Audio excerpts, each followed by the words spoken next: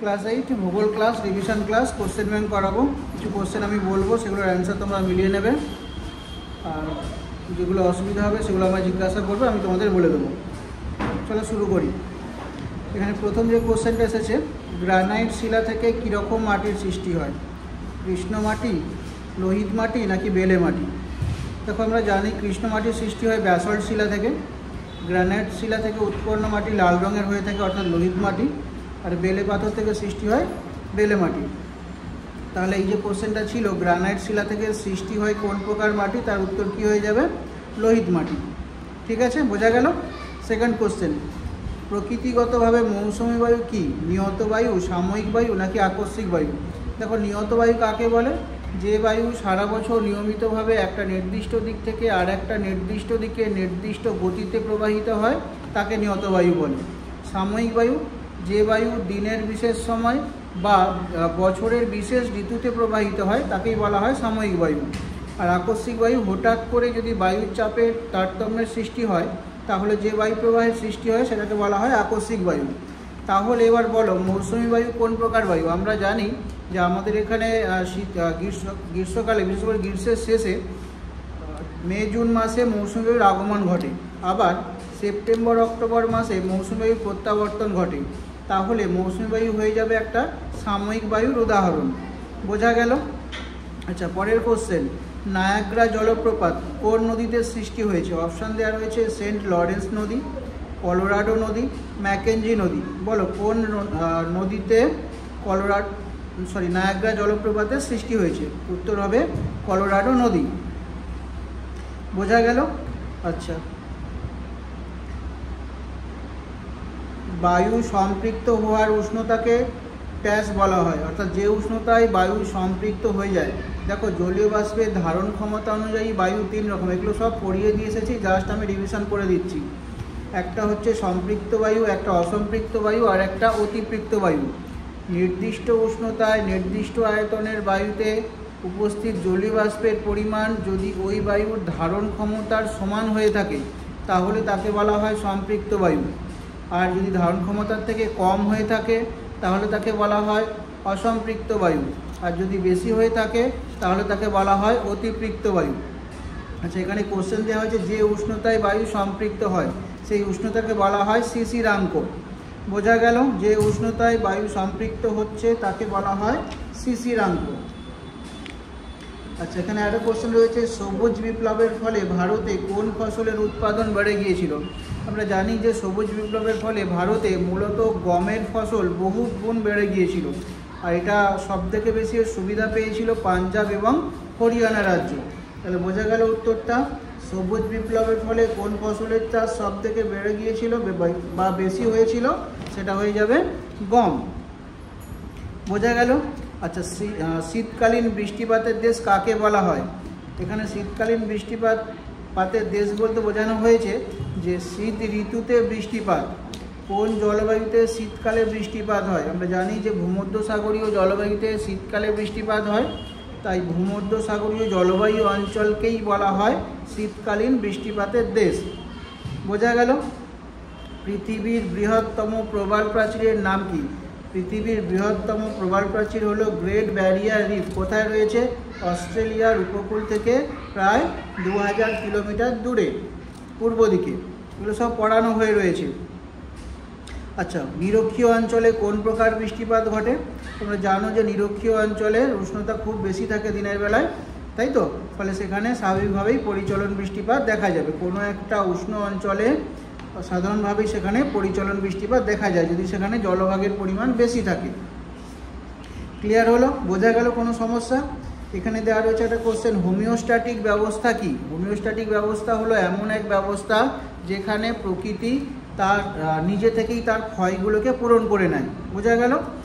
প্রকৃতি বা পরিবেশ নিজে থেকেই তার ক্ষয় পূরণ করে নেয়, সেই ব্যবস্থাটাকেই বলা হয় হোমিওস্ট্যাটিক ব্যবস্থা।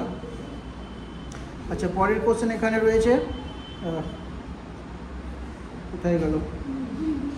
দুটি জলবায়ু অঞ্চলের মাঝের অঞ্চলকে কি বলা হয়? দুটি জলবায়ুর মাঝের অঞ্চলকে বলা হয় ট্রানজিশনাল জোন।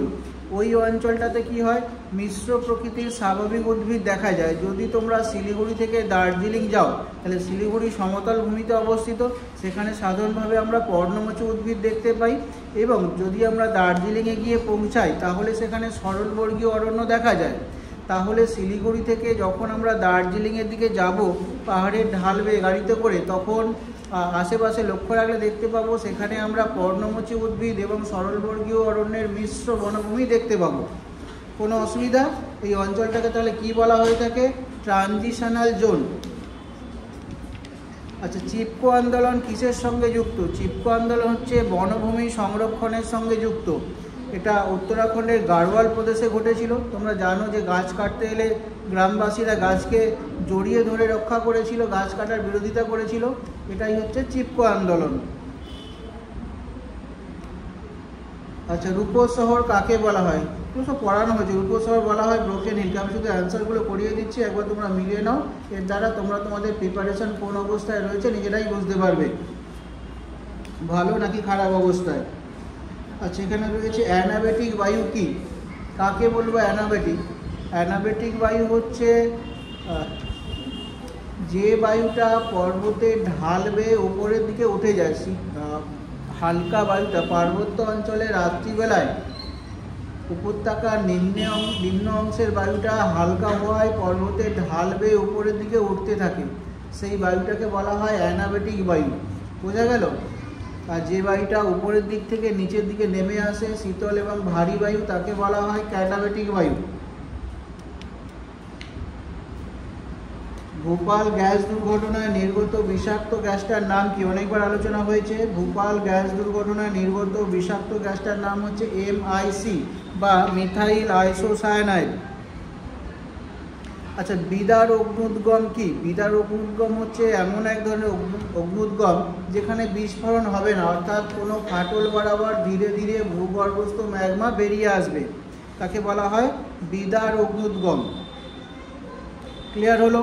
প্রতীপ ঘূর্ণবাদ কি? সাধারণত প্রতীপ ঘূর্ণবাদ দেখা যায় শীতল অঞ্চলে। খুব ঠান্ডার জন্য সে অঞ্চলে হঠাৎ করে উচ্চচাপের সৃষ্টি হয়ে যায়। উচ্চচাপের সৃষ্টি হয়ে গেলে সেখান থেকে বায়ু ঘুরতে ঘুরতে কেন্দ্র থেকে বাইরের দিকে প্রবাহিত হয়, এটাই প্রতীপ ঘূর্ণবাদ। পৃথিবীর ফলের ঝুড়ি কাকে বলা হয়? এখানে ফলের ঝুড়ি বলতে একটা ঝুড়ি ভর্তি ফল নয়, কোনো একটা অঞ্চল সেখানে প্রচুর পরিমাণে ফলের চাষ হয়ে থাকে। তোমরা জানো যে ভূমধ্যসাগরীয় জলবায়ু অঞ্চলে প্রচুর পরিমাণে ফলের চাষ হয়ে থাকে বা ফল উৎপন্ন হয়ে থাকে, তাই ভূমধ্যসাগরীয় জলবায়ু অঞ্চলকে ফলের ঝুড়ি বলা হয়ে থাকে। মৌসুমী জলবায়ুর বৈশিষ্ট্যগুলি লেখো। কমসে কম 4টে বৈশিষ্ট্য লিখবে। 5 নম্বরে কোশ্চেন আছে, তাহলে কাজ করে 6টা 7টা বৈশিষ্ট্য লিখবে। কি প্রধান বৈশিষ্ট্য? কি মৌসুমী বায়ু শীতকালের দিক থেকে প্রবাহিত হয়, গ্রীষ্মকালে ঠিক তার বিপরীত দিক থেকে প্রবাহিত হয়, অর্থাৎ শীত ও গ্রীষ্মে বিপরীতমুখী বায়ু প্রবাহ মৌসুমী বায়ুর প্রধান বৈশিষ্ট্য। আর কি দেখতে পাই? ভারতে মৌসুমী প্রবেশ করে মূলত মে জুন মাসে, আবার ফিরে যায় কোন সময়টাতে? সেপ্টেম্বর অক্টোবর মাসে ফিরে গেল। যখন প্রবেশ করছে তখন প্রচুর বৃষ্টিপাত ঘটে। জলীয় বাষ্প নিয়ে ভারতে প্রবেশ করে। আরব সাগরীয় শাখা এবং বঙ্গোপসাগরীয় শাখা ভারতে প্রবেশ করার সাথে সাথে প্রচুর বৃষ্টিপাত ঘটায়, একে মৌসুমী বিস্ফোরণ বলে। তবে একবার বৃষ্টিপাতের পর পরবর্তী কয়েকদিন হয়তো আবার অনেক সময় বৃষ্টিপাত ঘটে না, তাকে বলা হয় বৃষ্টিপাতের ছেদ। বৃষ্টিপাতের আঞ্চলিক বিভিন্নতা দেখা যায়। মৌসুমী বায়ু দ্বারা মূলত শৈলক্ষেপ প্রক্রিয়ায় চলমান নিম্নচাপ দ্বারা শৈলক্ষেপ প্রক্রিয়ায় বৃষ্টিপাত হয়ে থাকে। লাইনটা ভালো করে বুঝে নাও। মৌসুমী বায়ু দ্বারা চলমান নিম্নচাপের দ্বারা শৈলক্ষেপজনিত বৃষ্টিপাত ঘটে থাকে, আর বৃষ্টিপাত হয়ে থাকে গ্রীষ্মকালে। শীতকালে সাধারণভাবে বৃষ্টিপাত হয় না। তবে কি ঘটে থাকে? অনেক সময় উত্তর পশ্চিম ভারতে, মূলত পাঞ্জাব হরিয়ানায় পশ্চিমা বায়ুর প্রভাবে কুয়াশা ঝড়ঝঞ্ঝা সৃষ্টি হয়ে থাকে, যাকে আমরা বলে থাকি পশ্চিমী ঝঞ্ঝা। কখনো কখনো প্রত্যাবর্তনকারী মৌসুমী বায়ু দ্বারা পশ্চিমবঙ্গে বৃষ্টিপাত ঘটে থাকে, তাকে আমরা কি বলে থাকি? তাকে বলে থাকি আশ্বিনের ঝড়। বোঝা গেল? আচ্ছা, আর একটা জিনিস জেনে রাখো, করমণ্ডল উপকূলে বছরে দুবার, এগুলো সব পড়ানো হয়েছে। করমণ্ডল উপকূলে বছরে দুবার বৃষ্টিপাত হয়, একবার আগমনকারী মৌসুমী বায়ু দ্বারা, আবার একবার প্রত্যাবর্তনকারী মৌসুমী বায়ু দ্বারা। তাহলে বৈশিষ্ট্যগুলো তোমরা লিখতে পারবে। আমি 12-13টা বৈশিষ্ট্য এর মধ্যে বলে দিলাম। একটু স্পিডে পড়াচ্ছি কারণ আর নতুন করে কিছু পড়ানোর নেই, এখন শুধু ডিভিশনের ব্যাপারটাই রয়েছে, তাই একটু স্পিডে পড়াচ্ছি। গ্রেট ব্যারিয়ার রিফ কি? গ্রেট ব্যারিয়ার রিফ হলো পৃথিবীর দীর্ঘতম প্রবাল প্রাচীর। কোথায় রয়েছে? অস্ট্রেলিয়ার উপকূল থেকে পূর্ব দিকে প্রশান্ত মহাসাগরে। বোঝা গেল?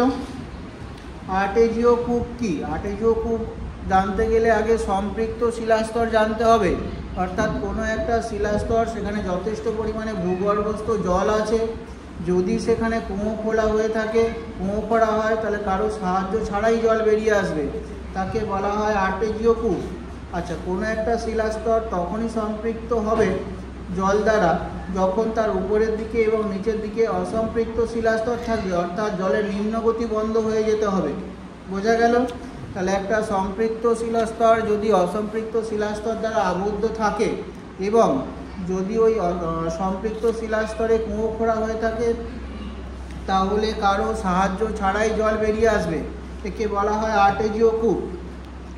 ক্যারেজ প্রথা কি? এটা সাধারণত পাকিস্তানে দেখা যায়। পাকিস্তানের বালুচিস্তান একটা শুষ্ক প্রদেশ, সেখানে কি করা হয়ে থাকে? সুড়ঙ্গ খুঁড়ে তার মধ্য দিয়ে জল নিয়ে যাওয়া হয় যাতে জলটা বাষ্পীভূত হয়ে না যায়। বোঝা গেল? এটাই হচ্ছে ক্যারেজ প্রথা।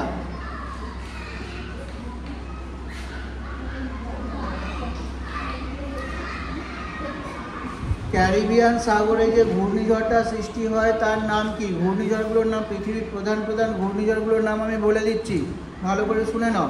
অস্ট্রেলিয়াতে দেখতে পাই উইলি, চীন আর জাপান সাগরে দেখা যায় টাইফুন, ক্যারিবিয়ান সাগরে হ্যারিকেন, আর মেক্সিকো উপসাগরে দেখা যায় টাইফুন, ভারতে এটাকে বলা হয় সাইক্লোন।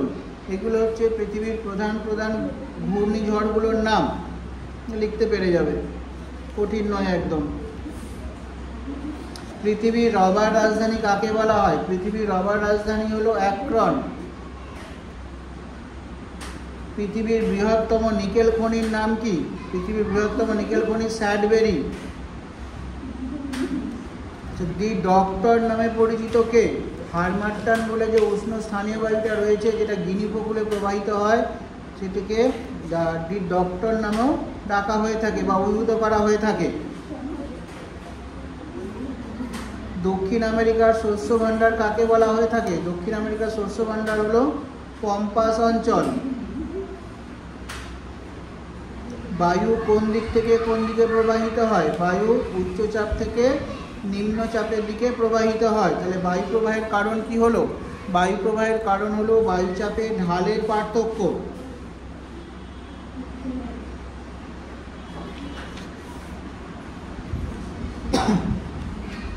আচ্ছা, আপেক্ষিক আর্দ্রতা কি? আর্দ্রতা বলতে কি বুঝি আমরা?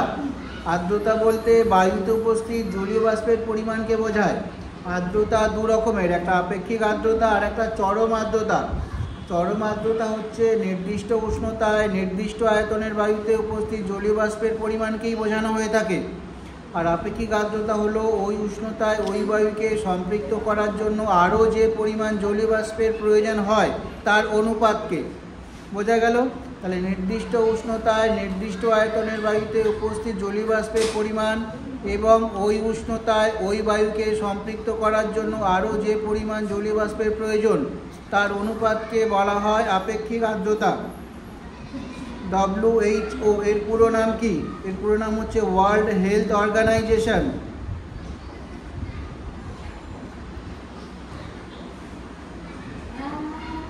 প্রতিবাদ ঢাল কাকে বলে? জলীয় বাষ্প পূর্ণ বায়ু পর্বতের যে ঢালে বাধা পেয়ে বৃষ্টিপাত ঘটায় সেই ঢালটাকেই বলা হয় প্রতিবাদ ঢাল। তার বিপরীত ঢালে বৃষ্টিপাত হয় না, সেই ঢালটাকে বলা হয় অনুবাদ ঢাল। চলো ক্লাস শেষ করছি, আর কিছু বলার নেই। প্রায় 60-70টা কোশ্চেন আলোচনা করে দিলাম, আশা করি এগুলো তোমাদের হয়ে গেছে। ক্লাস শেষ করলাম।